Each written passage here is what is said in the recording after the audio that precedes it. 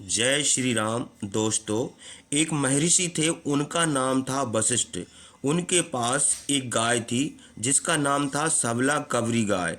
वह गाय से महर्षि जो कहते वह वैसा ही करती थी। जो वस्तु उससे मांगते वह उसे तुरंत प्रकट कर देती थी। एक बार राजा विश्वामित्र उनके आश्रम पर आए। उनके साथ उनकी सेना, मंत्री इत्यादि सभी थे।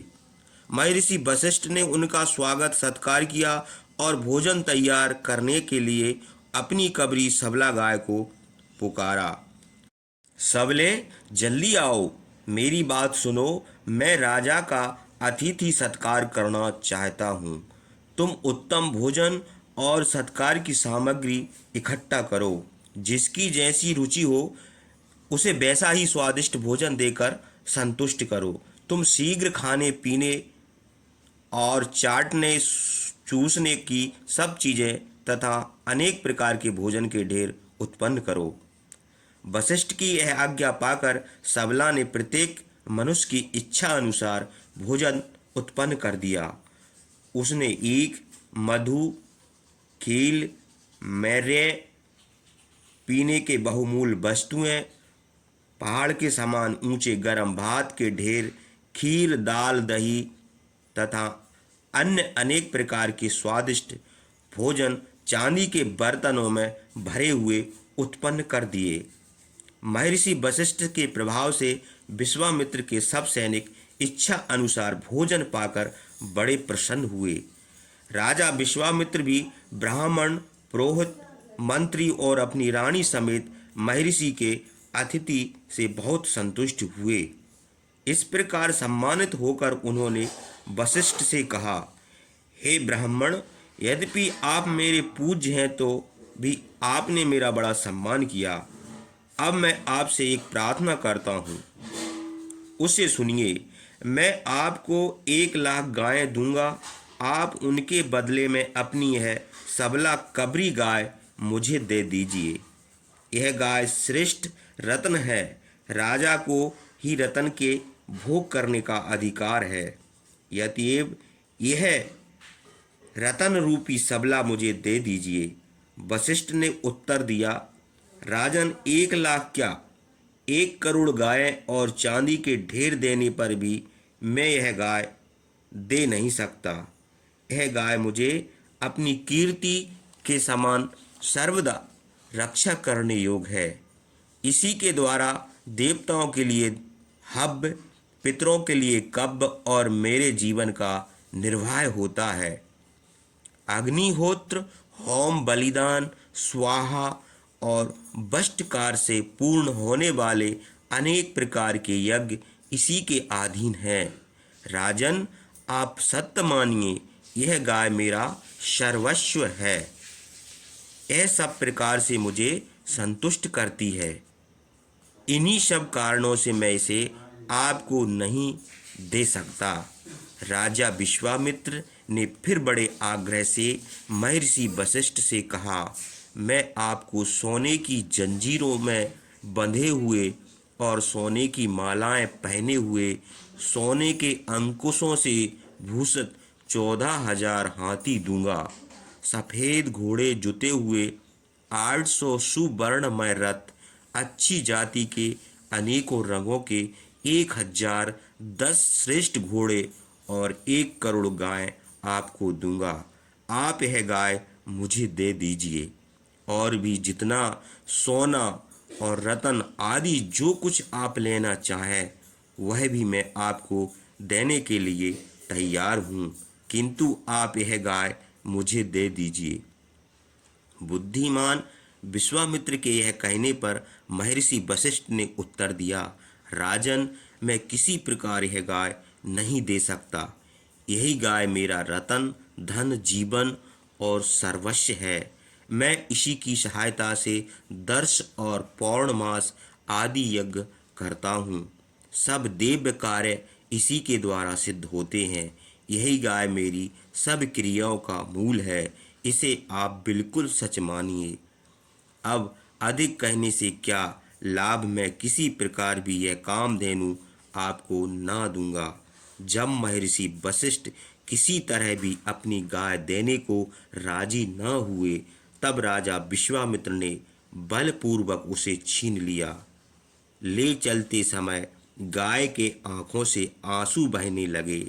वह शोक से व्याकुल होकर मन में सोचने लगी, क्या महर्षि वशिष्ठ ने मुझे अपनी खुशी से त्याग दिया है? जो ये राजपुरुष मुझे इस तरह कष्ट देकर घसीटे लिए जा रहे हैं। मैंने धर्मात्मा महर्षि वशिष्ठ का क्या अपकार किया है, जो उन्होंने मुझे अपना भक्त जानकर भी बिना किसी अपराध के त्याग दिया है। वह गाय मन में यह सोचकर और बार बार लंबी सांस छोड़कर राजपुरुषों के हाथ से अपने को छुड़ाकर वायु के समान वेग से झपटकर महर्षि वशिष्ठ के पास गई और दीन भाव से रोकर कहने लगी, भगवान, क्या आपने मुझे त्याग दिया? जो राजा के नौकर मुझे यहाँ से लिए जा रहे हैं। तब महर्षि वशिष्ठ ने शोक से पीड़ित कहने के समान सबला से कहा, हे सबले, मैंने तुम्हारा परित्याग नहीं किया और तुमने मेरा कोई अपराध नहीं किया। यह महाबली राजा बलपूर्वक तुमको लिए जा रहा है। मैं इसके समान बलवान नहीं हूँ। विशेषकर यह राजा है, बलवान है, जाति का क्षत्रिय है और पृथ्वी का स्वामी है। इस राजा के साथ हाथी, घोड़े और रथ हैं। एक अछौड़ी सेना है, इसलिए यह बलवान है। वशिष्ठ की यह बात सुनकर वह गाय बड़ी नम्रता से बोली, हे ब्राह्मण, क्षत्रिय ब्राह्मण से बढ़कर बलवान नहीं है। क्षत्रिय की अपेक्षा ब्राह्मण अधिक बलवान है। आपका बल अथाह है और आपका तेज दुर्धर्ष है। विश्वामित्र आपके समान नहीं है। जो हो, आप मुझे आज्ञा दीजिए, मैं विश्वामित्र का तेज और दर्प नष्ट कर दूंगी। सबला की यह बात सुनकर महायशस्वी वशिष्ठ ने आज्ञा दे दी। अच्छा, तुम शत्रु की सेना का विनाश करने के लिए सेना उत्पन्न करो। आज्ञा पाते ही सुरभि ने असंख्य सैन्य पैदा कर दिए। उसके हूँ करते ही मलेच्छ जाति के सैकड़ों वीर उत्पन्न हो गए और विश्वामित्र के सामने ही उनकी सेना का संहार करने लगे। यह देखकर राजा विश्वामित्र ने क्रोध से लाल लाल आंखें करके तीक्ष्ण बाणों से मलेच्छ जाति के वीरों को मार डाला। सबला ने फिर यवन और शक जाति के महापराक्रमी वीर उत्पन्न कर दिए। वे हाथों में पैनी तलवार और पटिस लिए थे और पीले कपड़े पहने थे। प्रज्वलित अग्नि के समान वे वीर विश्वामित्र की सेना का विनाश करने लगे। महातेजस्वी विश्वामित्र ने तीक्ष्ण बाणों से यवन, कंबोज और बर्बर जाति के मलक्षों को भी व्याकुल कर दिया। महर्षि वशिष्ठ ने अपने पक्ष के सैनिकों को विश्वामित्र के बाणों से मोहित और व्याकुल देखकर सबला से कहा, तुम योग के बल से और सैनिक उत्पन्न करो। सुरभि ने हुंकार करके सूर्य के समान तेजस्वी कंबोज सैनिक उत्पन्न कर दिए। उसके स्तनों से शस्त्रधारी बर्बर, योनि से यवन, गुदा से शक और रों से मलेच्छ, किरात और हारित जाति के वीर उत्पन्न हुए। उन वीरों ने विश्वामित्र के हाथी, घोड़े, रथ और पैदल सेना का संहार कर दिया। वशिष्ठ के प्रभाव से अपनी सेना का विनाश देखकर विश्वामित्र के 100 पुत्र अस्त्र शस्त्र लेकर महर्षि वशिष्ठ की ओर दौड़े। महर्षि ने हुंकार करके दम भर में उन सबको भस्म कर दिया। अपने सैनिकों और पुत्रों की मृत्यु देखकर महायशस्वी राजा विश्वामित्र लज्जित होकर सोचने लगे। उस समय वे समुद्र के समान निश्चल, जिसके दांत तोड़ दिए गए हों, उस सांप के समान दुखित और राहुग्रस्त सूर्य के समान तेजहीन हो गए। सैनिकों और पुत्रों का विनाश होने से वे पक्षहीन पक्षी की तरह दीन हो गए। उनका सब दर्प नष्ट हो गया और वे उत्साहहीन होकर उदास हो गए। वे एक पुत्र को राज का भार सौंपकर और क्षत्रिय धर्म के अनुसार राज्य का पालन करी हुई यह आज्ञा देकर वन को चले गए। हिमालय पर्वत के समीप जाकर महादेव को प्रसन्न करने के लिए तपस्या करने लगे। कुछ दिनों के बाद वरदानी भगवान शंकर ने विश्वामित्र के पास आकर कहा, राजन, तुम किस लिए तपस्या करते हो? क्या चाहते हो? अपना प्रयोजन मुझसे कहो और जो चाहो वह वर मांगो।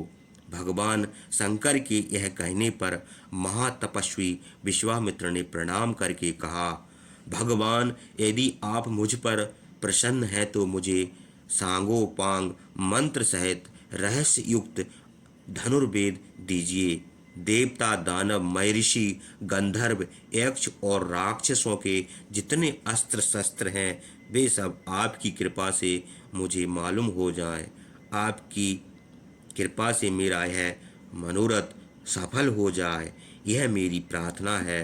भगवान शंकर एव मस्तु कहकर अंतर ध्यान हो गए। देव देव महादेव से सब अस्त्र पाकर राजा विश्वामित्र को फिर बड़ा गर्व हो गया। जिस प्रकार पूर्णमासी को समुद्र बढ़ता है, उसी प्रकार विश्वामित्र का उत्साह बढ़ गया। उन्होंने अपने मन में पूरा विश्वास कर लिया कि अब महर्षि वशिष्ठ किसी तरह भी नहीं बच सकते। वे महर्षि वशिष्ठ के आश्रम पर जा दमके और अस्त्र शस्त्र द्वारा उस तपोवन को भस्म करने लगे। विश्वामित्र को अस्त्र चलाते देखकर आश्रम पर रहने वाले ऋषि डर के मारे इधर उधर भाग गए। महर्षि वशिष्ठ के शिष्य और आश्रम के पशु पक्षी भी डरकर वहां से भागे। महात्मा वशिष्ठ का आश्रम शून्य हो गया। थोड़ी देर के लिए वह ऊसर के समान निशब्द हो गए। महर्षि वशिष्ठ ने पुकार पुकार कर कहा, डरो मत, मैं आज उसी तरह विश्वामित्र का विनाश कर दूंगा जिस तरह सूर्य कोहरा का नाश करते हैं। उसके बाद महर्षि वशिष्ठ ने कुपित होकर विश्वामित्र से कहा, रे मूर्ख, तू बड़ा दुराचारी है। तूने इस सुखमय आश्रम का विनाश कर दिया है, इसलिए अब तू जीवित न बचेगा।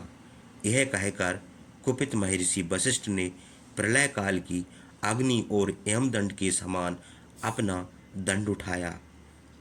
वशिष्ठ के यह कहने पर महाबली विश्वामित्र ने खड़े रहो कहकर अग्नि अस्त्र चलाया। भगवान वशिष्ठ ने कुपित होकर काल दंड के समान अपना ब्रह्मदंड उठाकर कहा, रे क्षत्रियाधाम, मैं खड़ा हूँ, तुझ में जितना बल है वह मुझे दिखा।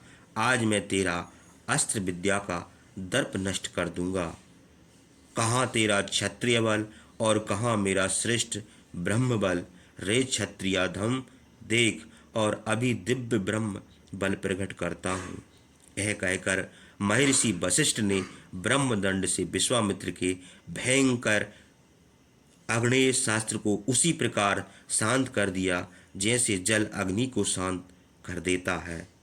तब विश्वामित्र ने क्रोध होकर वारुण, रौद्र, ऐन्द्र, पशुपात, ऐसिक, मानव, मोहन, गंधार, स्वापन, जमभ्रण, मादन, संतापन, विलापन, शोषण, पारण, वज्र, महापास, कालपास, वरुणपास, पिनाक, शुष्क और अर्ध दोनों, असनी, पैशाच, दंड, कौच, धर्मचक्र, कालचक्र, विष्णु चक्र, वायव्य अस्त्र, मूसल, काल शस्त्र और त्रिशूल आदि अनेक भयानक अस्त्र महर्षि पर चलाए।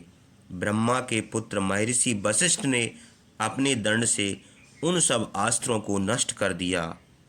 यह देखकर सबको बड़ा आश्चर्य हुआ। तब राजा विश्वामित्र ने ब्रह्मास्त्र चलाया। यह देखकर अग्नि आदि देवता, देव, ऋषि, गंधर्व और सांप डर गए और तीनों लोकों के प्राणी कांपने लगे।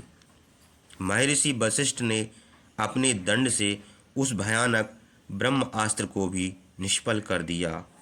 उस समय महर्षि वशिष्ठ का स्वरूप महाभयानक और तीनों लोगों को मूर्छित कर देने वाला हो गया।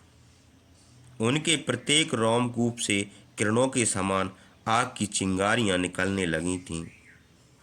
उनके हाथ में बिना धुए प्रलय काल की अग्नि के समान और यमदंड के समान ब्रह्मदंड शोभित था। ऋषि लोग महर्षि वशिष्ठ की स्तुति करने लगे। हे ब्राह्मण, आप अपना अमोघ बल और तेज अपने तेज से आप ही धारण कीजिए। आपने विश्वामित्र को परास्त कर दिया। आपका बल अपरिमित है। अब आप अपना ब्रह्मदंड रख दीजिए और सब लोगों की पीड़ा दूर कीजिए। ऋषियों की यह प्रार्थना सुनकर महातपस्वी वशिष्ठ क्रोध छोड़कर शांत हो गए। पराजित विश्वामित्र ने लंबी सांस छोड़कर कहा, क्षत्रिय बल को धिक्कार है, ब्रह्म बल ही श्रेष्ठ बल है। एकमात्र ब्रह्मदंड से महर्षि वशिष्ठ ने हमारे सब अस्त्र निष्फल कर दिए। यह देखकर मैं बड़ा प्रसन्न हुआ। अब मैं क्षत्रिय धर्म को त्याग कर ब्रह्म बल प्राप्त करने के लिए तपस्या करूँगा। हे कामधेनु सबला गाय, जो भी मनुष्य इस वीडियो को देखे उसकी हर मनोकामना पूरी करना। जय श्री